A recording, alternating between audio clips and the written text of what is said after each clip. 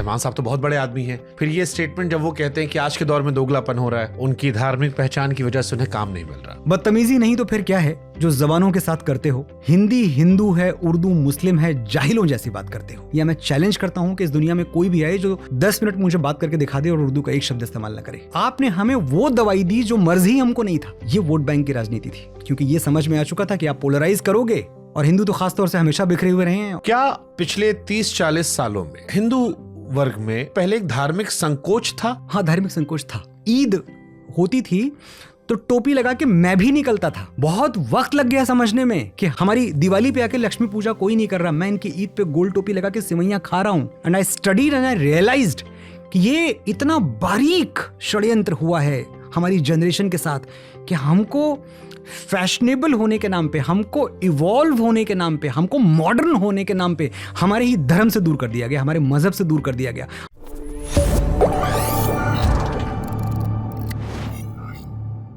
But जैसे रहमान साहब ने भी कहा कि उनकी धार्मिक पहचान की वजह से उन्हें काम नहीं मिल रहा।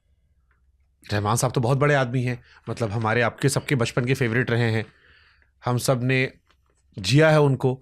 फिर ये स्टेटमेंट जब वो कहते हैं कि आज के दौर में दोगलापन हो रहा है कि मैं AR रहमान हूं। जब मोहम्मद अजहरुद्दीन को इस देश की क्रिकेट टीम का कैप्टन बनाया जाता है, जब एक मुसलमान इस देश का राष्ट्रपति बनता है, जब AR रहमान साहब जैसा लेजेंड जो उनकी धार्मिक पहचान और धार्मिक प्रतीकों के बावजूद, उनसे बड़ा तो कोई नाम ही नहीं है ना इस देश में, उस वक्त क्यों नहीं पूछा गया वाई मी या वाई अ मुस्लिम? आज अगर किसी वजह से आपको लगता है कि आपको काम कम मिल रहा है तो क्यों ना हम और रीजंस तलाशें। हो सकता है हमारे संबंध इतने अच्छे ना बचे हों, हो सकता है हमारे गाने पिछले कुछ दिनों में ना चले हों इतने, बहुत सारी वजहें और हो सकती हैं। अचानक इस देश के सोशल फैब्रिक को हर्ट करने का क्या मतलब है, ये मैं कभी समझ नहीं पाया। लेकिन मैं जब भी उनसे मिलूंगा मैं उनसे ज़रूर पूछूंगा। वो बहुत ज़्यादा ओपन डायलॉग के इंसान हैं, बहुत अच्छी बातें करते हैं। मैं रहमान साहब से मिल के पूछना चाहूँगा। मैंने एक फ़िल्म उनके साथ की, मैदान, गाने सारे बहुत बढ़िया रहे। मेरा उनके साथ एक्सपीरियंस बहुत ही ज़्यादा खूबसूरत रहा। उन्होंने भी अगेन छावा जैसी फिल्म को प्रोपेगेंडा फिल्म कहा था। जुड़ना ही नहीं था फिर उस फिल्म के साथ। ऐसा तो है नहीं कि वो फिल्म बनाने के पहले स्क्रिप्ट आपको नहीं सुनाई गई होगी, आपने अचानक म्यूजिक कंपोज करना शुरू कर दिया। स्क्रिप्ट पढ़ी होगी ना आपने, तो वो प्रोपेगेंडा फिल्म थी, आपको नहीं करनी थी। फिल्म करने के बाद प्रोपेगेंडा फिल्म कहना, I do not understand this, sorry. अच्छा, मैं एक सवाल आपसे पूछ लेता हूँ, ये मैं चाहता हूँ इस पर थोड़ा ईमानदारी आप रखना, क्योंकि ये बहुत पर्सनल सवाल है। क्या पिछले 30-40 सालों में हिंदू वर्ग में अपनी धार्मिक पहचान को लेकर एक संकोच थी? ये सवाल मैं थोड़ा आगे बढ़कर इसलिए भी आपसे पूछ ले रहा हूं क्योंकि आप भी मनोज मुंतशिर थे। क्या हिंदुओं में, क्योंकि जब मैं बड़ा हो रहा था बचपन में तो मैंने लोगों को गंगा नहाते नहीं देखा था। मैंने बहुत सारी बॉलीवुड की इफ्तार पार्टियों की फोटोज देखी थी। कोई खराब नहीं है, अच्छी चीज है, जाते हैं लोग, हमारे मीडिया बहुत सारे, हम भी जाते हैं। लेकिन गंगा नहाते, पूजा पाठ करते फोटोज, ये चलन बीते कुछ सालों में ज्यादा वोकल हुआ है। नेताओं का, अभिनेताओं का ये स्वीकार करना कि हम हिंदू हैं, ये वोकल हुआ है। तो क्या पहले एक धार्मिक संकोच था जो उन फिल्मों में भी दिख रहा था, समाज में भी दिख रहा था, तस्वीरों में भी दिख रहा था? क्योंकि हर फिल्म रिलीज होती थी, अजमेर दरगाह जाने की तस्वीरें आती थी, जो अब बदला है इसलिए कई लोग बेचैन हो रहे हैं। कैसे इसको आप देखते हो? मतलब ये सवाल मेरे मन में बहुत बार आता है, ये और ये मेरे अपने आप को लेकर भी है। हाँ, धार्मिक संकोच था, मेरे मन में नहीं था। जिस बात को मैं पहले वो क्लियर कर दूं ताकि फिर बाद में मैं खुल के बोल पाऊं। मनोज मुंतशिर सिर्फ एक पेन नेम था। मेरा पासपोर्ट जिंदगी भर मनोज कुमार शुक्ला था, मनोज मुंतशिर शुक्ला, 2 नाम मेरे पासपोर्ट पे रहे हैं। एक्चुअली पासपोर्ट पे तो एक ही नाम रहा है, मनोज मुंतशिर शुक्ला, क्योंकि तब तक तो मैं मुंतशिर हो चुका था। मेरे स्कूल के मार्कशीट पे मनोज कुमार शुक्ला लिखा हुआ था। मनोज मुंतशिर सिर्फ इसलिए था कि छोटा है, आसानी से फिट हो जाता है। और तब मुझे बहुत सारे लोग ये कहते थे कि इतना बड़ा नाम यार कहाँ लिखेंगे, मनोज मुंतशिर शुक्ला, छोटा नाम बताओ दो कुछ। मैं फिल्मों की बात कर रहा हूँ और जो मैं क्रेडिट्स में आता था, तो मैंने कहा ठीक है मनोज मुंतशिर लिख दो। मेरा ध्यान कभी इस तरफ गया ही नहीं कि ये मुंतशिर लगाने से मैं मुसलमान हो जाता हूँ। मैं उसी की बात कर रहा हूँ कि वो एक अनसेड आकर्षण था जो उस दौर की प्रथा की बात मैं कर रहा हूँ। नहीं, भाषा की तरफ था। ओके भाषा की तरफ था। मुंतशिर लगाने का मतलब ये नहीं था कि मैं किसी इस्लामिक कल्चर की तरफ ग्रेविटेट हो रहा था। मुंतशिर लगाने का सिर्फ इतना मतलब था कि मेरी जो शायरी की ज़बान थी, जो स्कूलिंग थी, वो मेजरली उर्दू पोइट्री थी। और उर्दू को तो मैं खैर कभी मानता नहीं कि वो किसी और की भाषा है या किसी टोपी या तिलक की भाषा है। उर्दू भाषा है, इस भारत देश की भाषा है, और ये हमको एक्सेप्ट करते रहना चाहिए। या मैं चैलेंज करता हूँ कि इस दुनिया में कोई भी आए जो 10 मिनट मुझे बात करके दिखा दे और उर्दू का एक शब्द इस्तेमाल ना करे। 10 मिनट आप नहीं बोल सकते, मैं कह रहा हूँ 5 मिनट नहीं बोल सकते बिना उर्दू का इस्तेमाल किए हुए। उर्दू से जितना भी परहेज है वो ख़त्म हो जाना चाहिए। बदतमीज़ी नहीं तो फिर क्या है जो ज़बानों के साथ करते हो। हिंदी हिंदू है, उर्दू मुस्लिम है, जाहिलों जैसी बात करते हो।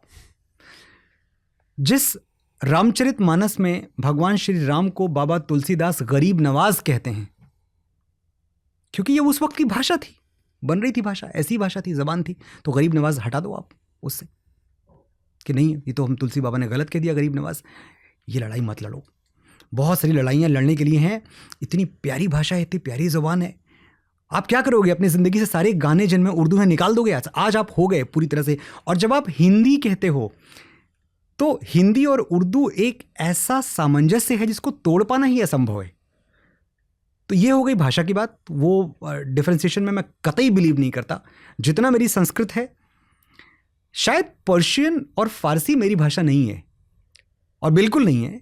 वो ठीक है, सीखने में तो कोई बुराई नहीं है। मैं तो फ्रेंच भी सीखना चाहता हूँ, मुझे मौका मिले तो। लेकिन उर्दू मेरी भाषा है। उर्दू उधार की भाषा नहीं है। इसी हिंदुस्तान में जन्मी है, यहीं पली बड़ी है, हमारी बेटी। रही बात तो उस कल्चर की जिसकी आप बात कर रहे हैं, तो ये बात बिल्कुल सही है कि मैं तो इमरजेंसी की पैदाइश हूँ। 76 में मैं पैदा हुआ। ये इमरजेंसी वही पीरियड था जब ज़बरदस्ती मिसेस इंदिरा गांधी ने कॉन्स्टिट्यूशन के प्रीएम्बल में सेकुलर वर्ड जोड़ दिया था। तो आपको मैं बता रहा हूँ ये बातें शुरू कहाँ से होती हैं। तो कभी आपने अपने आप से पूछा या सोचा कि संविधान का प्रीएम्बल जो कभी बदला ही नहीं जाता, उसे बदलने का हक किसने दिया? लेकिन आप ये सवाल इसलिए नहीं पूछेंगे कि इमरजेंसी का पीरियड था, डेमोक्रेसी सस्पेंडेड थी, लोकतंत्र कटघरे में खड़ा हुआ था। तो जो मैडम कहें वो सही है। सेकुलर वोट जोड़ दिया। सेकुलर वोट जोड़ने के पीछे वोट बैंक की राजनीति थी, हम सब जानते हैं। हम क्यों सेकुलर हूं? सेकुलर आता कहां से है? यूरोपियन कल्चर से आता है। और यूरोपियन कल्चर में सेकुलर की ज़रूरत है क्योंकि वहाँ जो सरकारें थीं, जो ब्यूरोक्रेसी थी, जो डिप्लोमेसी थी, उसको अक्सर चर्च कंट्रोल किया करता था। तो जब वहाँ लोकतंत्र की आहट आई तो पहली चीज़ ये थी कि भाई अब चर्च कंट्रोल नहीं करेगा, आपके धार्मिक बिलीफ, धार्मिक विश्वास ये कंट्रोल नहीं करेंगे कि सरकार कैसे चले और नीतियाँ क्या बने और पॉलिसीज़ क्या बने। तो सेकुलर सोवरेन गवर्नमेंट उनके लिए एकदम करेक्ट था। मैं भारतवर्ष के पूरे इतिहास में आपसे पूछना चाहता हूं कि कब ऐसा हुआ है कि किसी मंदिर ने, किसी मठ ने, फॉर दैट मैटर किसी दरगाह या किसी मस्जिद ने सरकारें चलाई हूं? कभी ऐसा हुआ है? कोई एक एग्जाम्पल आपके पास है?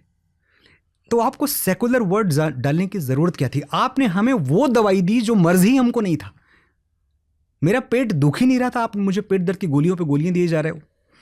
ये वोट बैंक की राजनीति थी, क्योंकि ये समझ में आ चुका था कि आप पोलराइज करोगे तो ये जो एक सेगमेंट है जिसने इस पे अपना कब्जा जमा लिया, क्योंकि ये एक साथ वोट करते हैं, एक हर्ड मेंटेलिटी हमेशा रही है उस तरफ, और हमारी तरफ बिल्कुल नहीं रही है। और हिंदू तो ख़ास तौर से हमेशा बिखरे हुए रहे हैं। और ये ऐसी कमज़ोरी है कि जिसके हम जितनी जल्दी सीख पाएँ, वरना 1000 साल गुलाम रह के तो हमने सीखा नहीं है। पता नहीं हमें शायद और इंतज़ार है कि हम अभी भी एक नहीं हो रहे, हमें और 1000 साल की गुलामी चाहिए।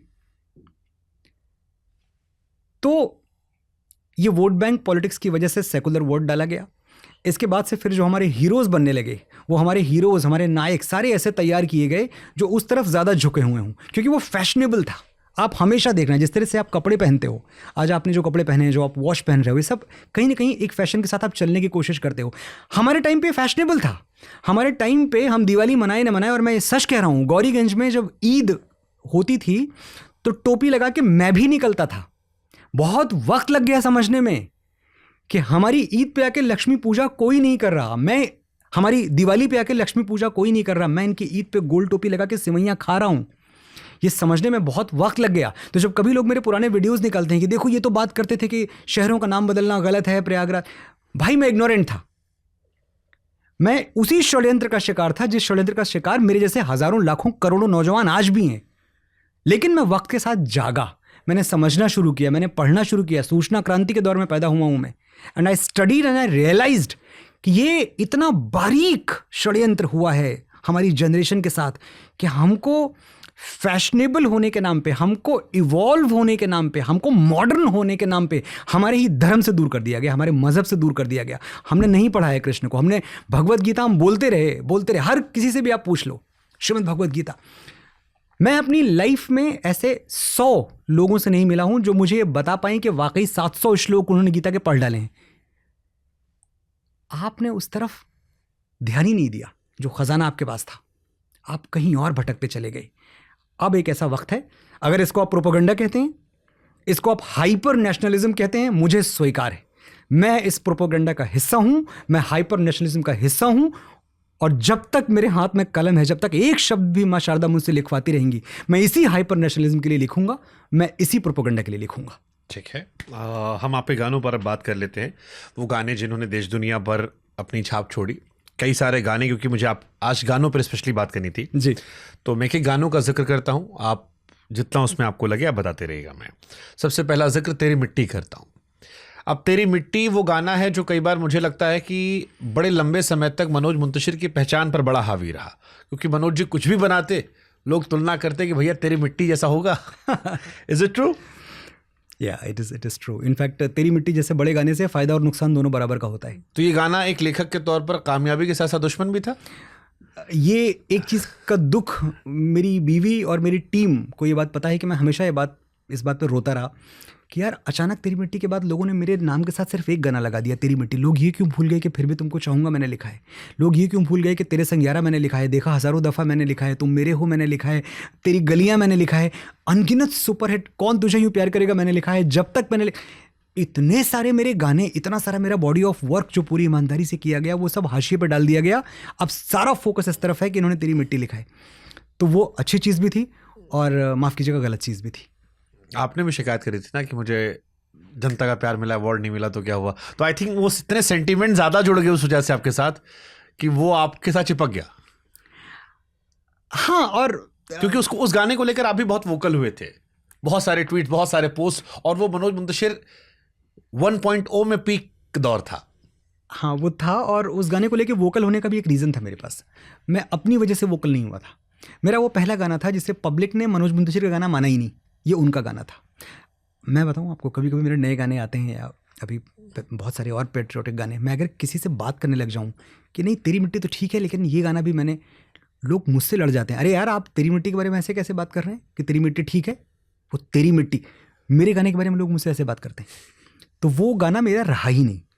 जाहिर सी बात है कि जो गाना मेरा नहीं रहा, जिस गाने को लोगों ने इतना शिरोधार्य किया और जो गाना इस देश में जनगण मन और वंदे मातरम के बाद एंथम की तरह गाया गया, उस गाने को आपने बहुत छोटा कर दिया। एक अवार्ड शो में, कत्था चूना खैनी सुपारी अवार्ड शो में, मेरी गलती यह है कि मैं गया, मुझे जाना ही नहीं था। It was too precious and too pious a thing. बहुत प्योर गीत था, उस प्योर गीत को हम बाजार में ले आए।